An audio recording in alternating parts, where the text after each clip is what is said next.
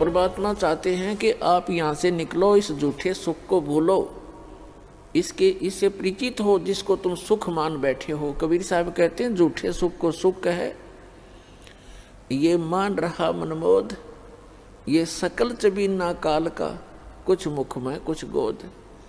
यहाँ सब ये काल का आहार है।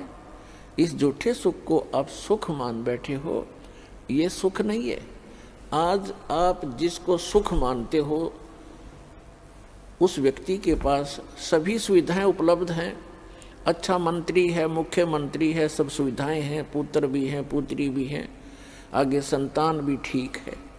तो इसको हमने सुख मान रखा है। और 1 मिनट में मृत्यु हो जाती है, 1 सेकंड के अंदर मृत्यु हो जाती है। फिर वो सुख कहाँ गया उसका?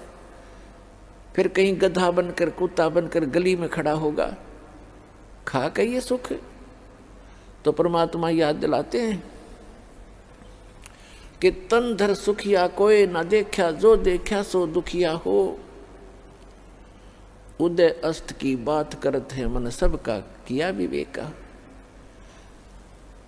शरीरधारी प्राणी यहाँ इस पृथ्वी लोक के जो कच्चे शरीरधारी प्राणी हैं, कहते परमात्मा कहते मैंने कोई इस पृथ्वी पे सुखी नहीं देखा।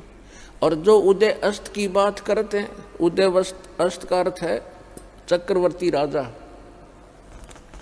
जिसका शासन पूरी पृथ्वी पर हो। परमात्मा कहते मैंने उनके भी अंदर से झांक कर देखा है। राजा के पास कोई साधु संत चला जाता है, ढेर सारे दुख बता देता है, महाराज मुझे ये तकलीफ है, महाराज मुझे ये तकलीफ है, महाराज मुझे ये कष्ट है।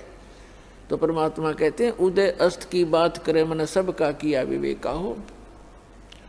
फिर क्या बताते हैं? जंगम दुखिया जोगी दुखिया, कहते हैं तंदर सुखिया कोई ना देखा, जो देखा सो दुखिया हो। उदय अस्त की बात करत है मन, सबका किया विवेका हो।